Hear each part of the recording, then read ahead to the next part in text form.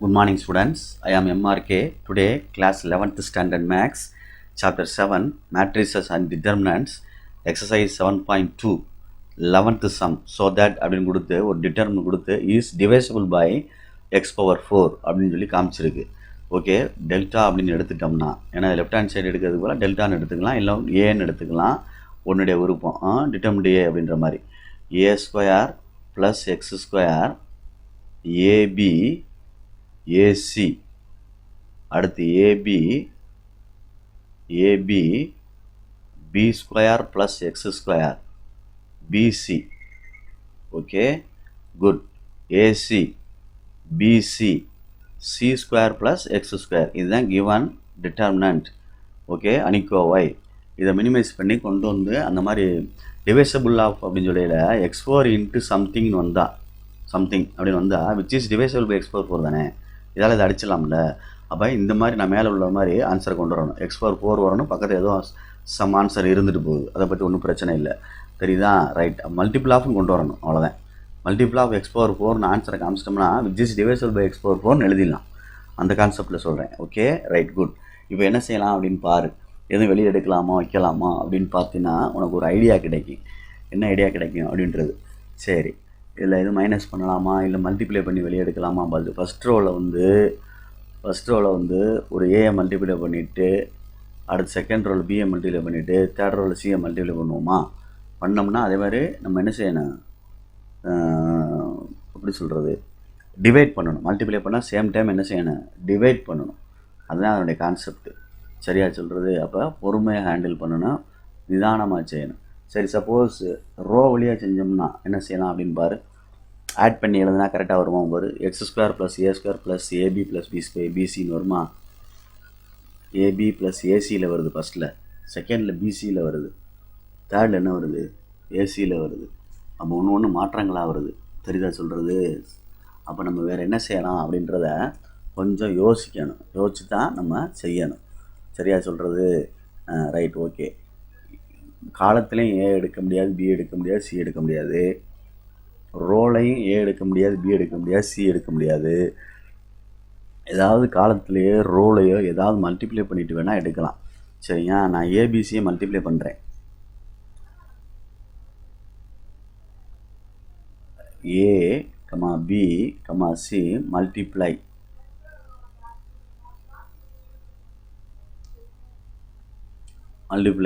in R1, R2, R3 respectively. R1, R2, C1, C2, C3 வராது. R1, R2, R3 respectively, முறையாகன்னு அர்த்தம். respectively அப்படின்னு அர்த்தம். Okay, right. அப்போ இதில் வந்து என்ன செய்கிறோம், ஏ செய்கிறோம். A into A square plus X square. இங்கே என்னடா தம்பி வருது, ஏ ஸ்கொயர் பி. இங்கே என்ன வந்துடும், ஏ ஸ்கொயர் சி அப்படி வந்துடும். அப்போ இங்கே என்ன வரும், செகண்டில் வந்து பி ஸ்கொயர் வந்துடும். செகண்டில் என்ன வரும், பி ஸ்கொயர் வரும். A B square, B into B square plus X square, B square C. இதில் வந்து AC square, BC square, C into C square plus X square அப்படின்னு வரும். சரி, இப்போ என்ன செய்யலாம் பாரு. ஏதாவது வெளியே எடுக்கலாமா. இதில் ஏ வெளியே எடுத்துடலாம், இதில் பிஏ வெளியே எடுத்துடலாம். Okay, good. அப்படி எடு. ஏ இது மல்டிப்ளை பண்ணாலும் சேம் டைம் என்ன செய்யணும், மாதிரி பற்றியா டிவைட் பண்ணணும். குட், அது அப்படியே இருக்கட்டும். ஏபிசி மல்டிப்ளை பண்ணால் டிவைட் பண்ணணும். இப்போ ஒரு ஏபிசியை வெளியே எடுக்கிறேன், ஏபிசியை வெளியே எடுக்கிறேன். 3 தனித்தனியாக எதுலேருந்து வெளியே எடுக்கிறோம் அப்படின்றத எழுதணும். C1 அதாவது A, B, C taking out A, B, C from, சரியா, C1, C2, C3. அப்போ என்ன ஆகும் பாரு, A square plus X square வரும், பி ஸ்கொயர் வந்துடும், சி ஸ்கொயர் வந்துடும். இங்கே வந்து என்ன வந்துடும், ஏ ஸ்கொயர் வரும், B square plus X square வரும், இங்கே சி ஸ்கொயர் வரும்.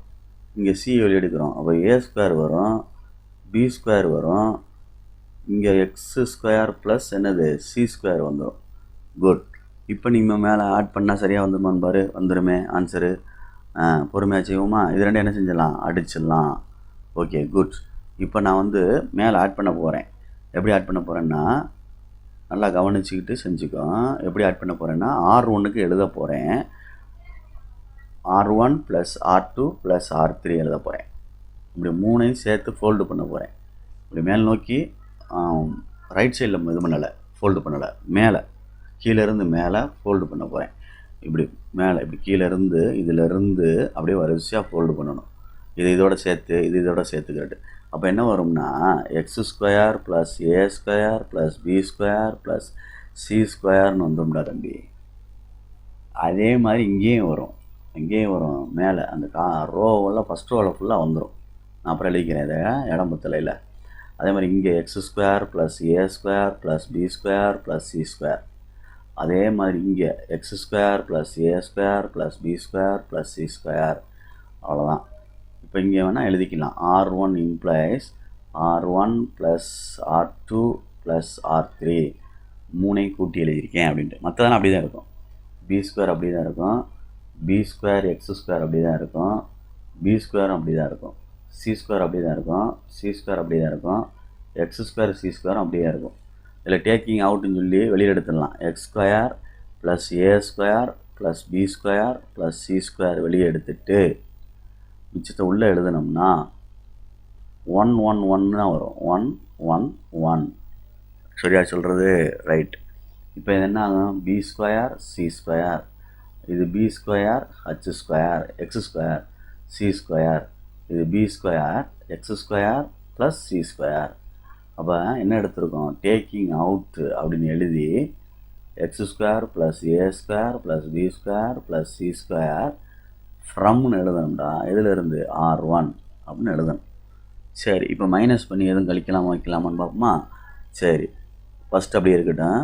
x² + a² + b² + c². Okay, right. இப்போ நான் எழுதுகிறேன். C1க்கு எழுத போகிறேன். C1ஐயும் C2ஐயும் கழித்து எழுதுவோம். இது ரெண்டையும் கழித்தோம்னா 0 ஆயிரும். இது ரெண்டையும் கழித்தோம்னா -x² வரும். இது ரெண்டையும் கழிச்சா என்ன ஆயிரும்? 0 ஆயிரும். அதே மாதிரி C2க்கு எழுத போகிறேன். C2 - C3ன்னு எழுதுவோம். இது ரெண்டையும் கழிச்சா 0 ஆயிரும். இது ரெண்டையும் கழிச்சா x² வந்துடும். இது ரெண்டையும் கழிச்சோம்னா -x² வந்துடும். சரியா? இது அப்படியே தான் இருக்கும். b², இங்கே என்ன வந்துடும்? x² c² அப்படின்னு வரும். குட். இப்போ ஓப்பன் பண்ணிடுவோமா? இந்த எக்ஸ்பாண்ட் பண்ணுவோம் R1 வழியே. அப்போ இது x² இருக்கட்டும், ப்ளஸ் a² b² c² இருக்கட்டும். ப்ராக்கெட் ஓப்பன் பண்ணையில் 1 இன்ட்டு இது எல்லாமே இப்படி போயிரும்ல. போச்சுன்னா என்ன வந்துடும்? இது ரெண்டு மல்டியில் பண்ணால் x × x x². என்ன x²? ப்ளஸ் x² மைனஸ் என்ன ஆயிரும்? Sorry, x², x⁴ -0. அவ்வளோதான். அப்போ 1 × x⁴ முன்னாடி வந்துடும். பின்னாடியும் போட்டுக்கலாம், ஒன்றும் தப்பு இல்லை. x⁴ into x² + a² + b² + c² அப்படின்னு எழுதிட்டேன். therefore மல்டிபிள் ஆஃப் x⁴ வரனால which is divisible by x⁴. Okay, hence prove. Okay students, good, thank you.